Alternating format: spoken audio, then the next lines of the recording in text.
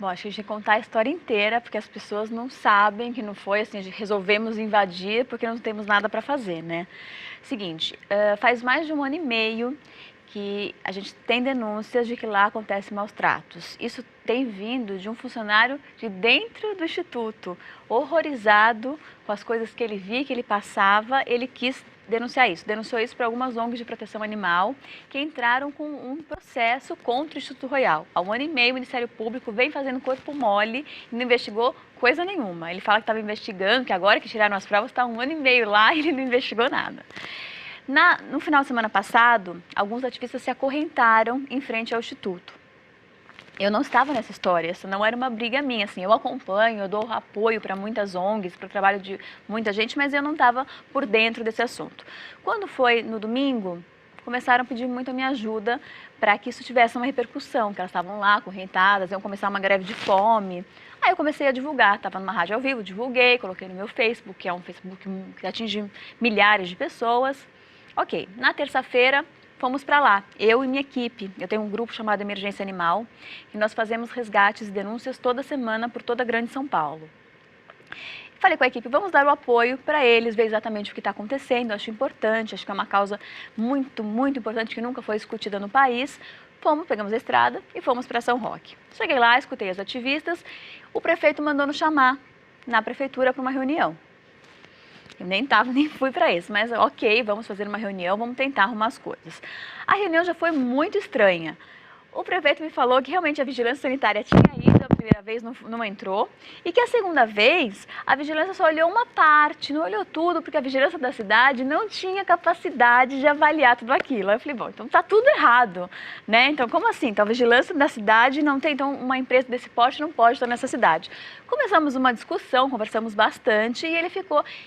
Fiz outros questionamentos, quando é o lixo hospitalar, porque aquilo é um lixo tóxico, aonde que era? Então, o prefeito não sabia me responder coisa nenhuma. Isso foi muito sério, além do problema dos animais. Tem muitas questões de documentação que a gente começou a questionar com o prefeito. Ok, foi uma conversa ótima. O pessoal do Instituto Royal, então, marcou uma reunião conosco para quinta-feira. Quando eu estava no caminho, fiquei sabendo que a reunião era uma armadilha. Eu acabei me atrasando, acabei pegando um trânsito histórico. As ativistas que estavam lá, algumas descobriram que não tinha ninguém na reunião, que eles marcaram a reunião bem longe do Instituto, não foi no Instituto. Para quê? Para tirar os ativistas dos portões, para que eles pudessem retirar os animais, porque sábado já estava marcada uma grande manifestação na porta. E, obviamente, a imprensa ia querer entrar, as pessoas... Então, assim... armaram realmente. Elas começaram a me ligar desesperadas, que estavam só em duas, e que não iam conseguir conter aqueles carros, que iam sair com os animais e iam tirar todas as provas. Eu falei, eu tô chegando, mas eu não consigo chegar, né? Eu tô no trânsito. Aí comecei a pedir ajuda pelo Facebook, e as pessoas começaram a aparecer lá, e aí tudo muito pacificamente. Aí as pessoas se colocaram no portão e a solução foi, inclusive eu estava indo na reunião com um advogado representante da OAB de São Paulo, para você ver como era uma reunião com o Ministério Público, a gente queria falar com todo mundo. O que aconteceu é que esse advogado, a gente fez um acordo, todos os carros que fossem sair do Royal, ele fazia uma vistoria para ver se não tinha nenhum animal. Ok, foi tudo feito da melhor maneira possível. Só a polícia que começou a tratar os ativistas como bandidos, e nós não somos bandidos. Bom, passado isso, recebemos a informação de que então eles iriam sacrificar os animais que estavam lá, que todos os camundongos já tinham sido sacrificados, tanto que a gente não achou os camundongos, e 12 beagles. Aí os ativistas realmente começaram a ficar muito nervosos. Aí que foi o ponto que eu acho que culminou tudo isso, os gritos de desespero que escutamos lá de dentro. Foi acho que um dos piores momentos da minha vida. Eu estava do lado de fora, nessa hora não tinha muita gente, gritos e choros, e a gente não podia fazer nada, e a polícia ali do lado. E a polícia não fez o seu papel. Porque, pela lei, quando está acontecendo maus tratos, você pode sim invadir. Essa é a base de todo o meu trabalho, a gente faz isso toda semana. Só que ali teve prevaricação da polícia. Eles concordaram que aquilo era um absurdo, que eles estavam escutando aqueles gritos, também ficaram incomodados, mas falaram que não poderiam fazer nada, que nunca tinham feito, que agora não iam fazer. As pessoas foram ficando cada vez mais revoltadas, eu postei novamente, aí centenas de pessoas começaram a ir para lá. O que eu fiz? Chegaram políticos, eu fui junto com um dos políticos na casa do juiz da cidade. bater na porta dele, expliquei toda a situação, não adiantou nada, falou que não podia, que amanhã eu procurasse o Ministério Público, eu expliquei a situação, que o Ministério Público também sumiu. Ele falou que não podia fazer nada, que eu chamasse a polícia. O delegado não estava na delegacia, a gente já tinha ido na delegacia, não tinha delegado. Voltamos para a delegacia, a gente queria montar uma comissão para entrar. Eu, 2 políticos importantes, deputado, vereador, membros da proteção animal e 2 veterinários. Uma comissão para entrar. Também não foi aceito, não teve conversa. Quando a gente estava saindo da delegacia, que a gente ligou para os ativistas e falou, olha, não conseguimos nada. Aí que eu fiquei sabendo que as pessoas já tinham entrado. Aí voltamos para lá. Quando eu cheguei, as pessoas ficam imaginando que foi uma invasão, que as pessoas quebraram os muros. Não foi nada disso. A polícia estava do lado o tempo inteiro. Se vocês olharem os vídeos, as polícias estão do lado das pessoas que estão abrindo os canis. Eu, na verdade, nem cheguei a entrar nos canis. O que aconteceu foi que eu entrei, ainda as pessoas não tinham aberto, mas quando uma pessoa viu um cachorro maltratado, aí que começou, aí ninguém mais segurou, né? Quando viram um cachorro sem pata, aí o pessoal ficou doido, aí todo mundo começou a abrir, realmente peguei um dos cachorros, não me arrependo, foi um dos momentos mais emocionantes da minha vida, aqueles cachorros que foram no carro comigo, que eram cachorros apáticos, que eu nunca vi. Olha, eu sou uma pessoa que resgata animais de maus tratos toda semana, não sou uma inexperiente no assunto, conheço muito bem cachorro. Eu nunca tinha visto animais daquele jeito.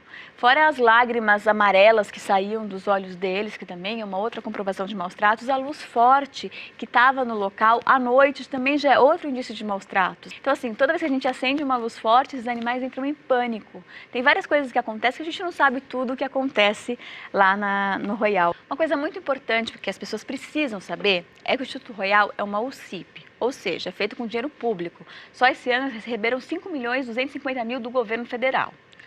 Agora, o mais estranho de tudo isso, a lista de clientes que eles entregam esses testes é totalmente confidencial. Peraí, isso é inconstitucional. Se eles são uma UCIP, por que nós não temos direito de saber para quais empresas eles realizam os testes? Isso já é muito estranho. A outra coisa, o que é muito sério que as pessoas precisam entender, a nossa lei ela é muito clara. Se existe teste alternativo para o teste de animais, você não pode fazer teste de animais, isso é crime.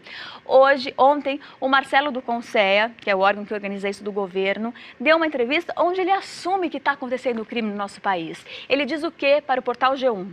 Ele disse que se a gente for abolir os animais, nós teremos que importar tecnologia, ou seja, existe sim métodos substitutivos e se existe, eles estão cometendo crime.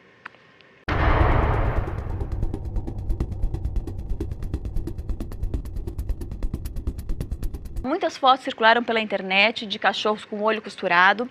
Uma outra prova que nós tínhamos foi uma pessoa da cidade que adotou um dos cachorros. E o cachorro não tem uma membrana do olho, porque a gente sabe que eles fazem testes de cosméticos que são feitos nos olhos dos animais. Também tem muitos ferimentos nas patas. A gente já tinha um animal que tinha saído de lá e todas as análises mostravam que ele foi submetido durante anos a maus tratos.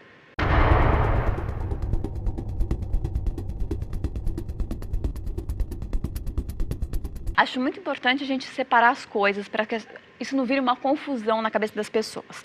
Vamos por partes. Testes alternativos para cosméticos. Comunidade Europeia exige, é lei, não pode mais ter testes em animais para cosméticos na Comunidade Europeia. E o Brasil dando dinheiro do governo para fazer testes cosméticos. E só começaram a fazer testes alternativos porque as pessoas começaram a ficar horrorizadas com o que viam lá. Ou seja, a gente começa a empurrar sim a ciência para se mexer, porque para eles é muito fácil, né?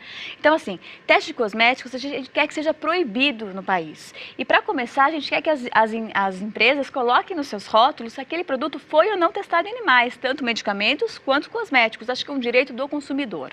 Então, esse é um ponto muito importante para a gente não misturar as coisas, porque cosmético é uma coisa que não dá mais para admitir, que já está acontecendo no mundo inteiro. Quanto aos outros métodos, existem também centenas de métodos alternativos. Eu estava lendo algumas coisas, assim, eu não sou uma cientista para falar com propriedade sobre todos os métodos que já existem, mas eu li uma coisa muito curiosa num grande portal agora, dizendo que 9 entre cada 10 experimentos que eles fazem com ratos, quando vai para o ser humano, não dá certo. Ou seja, toda essa tortura com os ratos é uma bobagem, porque na verdade é testado mesmo quando vai pra gente. Óbvio. E os cientistas querem falar o quê? Ah, na verdade é porque a gente precisa fazer em outros animais também. Não que sim, precisamos investir milhões e milhões em métodos alternativos que são muito mais seguros. Tem alguns cientistas muito conhecidos, muito famosos, que deram entrevistas internacionais falando, por exemplo, eu não me recordo o nome dele agora, mas quem descobriu a vacina do pólio, ele afirma que ele perdeu 10 anos de estudos porque ele ficou testando em animais. E é completamente diferente o ser humano dos animais. Tem um outro cientista que falou que é uma falácia o teste com animais. Ele falou assim, é a mesma coisa que uma pessoa está se afogando e você jogar 100 cachorros na água. Você não vai salvar as pessoas, você vai matar os cachorros. Isso não sou eu que estou dizendo, é a comunidade científica. Existem muitos cientistas que já pensam diferente, que já apresentam os métodos de computador, os métodos, a cultura de células. Então, assim, já existe mas o que acontece? A comunidade científica fica aí brigando porque tem muitas pessoas que ganham milhões e milhões e milhões torturando pobres animais e não querem realmente que a medicina evolua.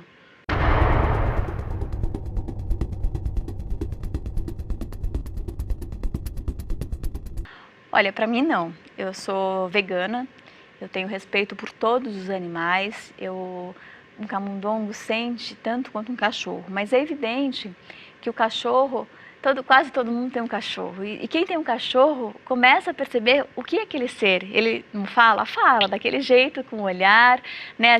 Quem tem um cachorro em casa começa a perceber que eles não são tão diferentes emocionalmente de nós, né? Que eles sentem dor, que eles sentem medo, que eles têm todas as coisas parecidas. Eu acho realmente que a repercussão foi maior porque tinham beagles, que além de tudo são cachorros carismáticos, mas na minha opinião, e hoje até coloquei um post no meu Face, com ratos dentro de tubos, e as pessoas ficaram horrorizadas com essa imagem. Então acho que também quando as pessoas começam a se dar conta das barbaridades que estão sendo feitas também com outros animais, também estão ficando sensibilizadas. Eu acho que é um momento de uma revolução mesmo.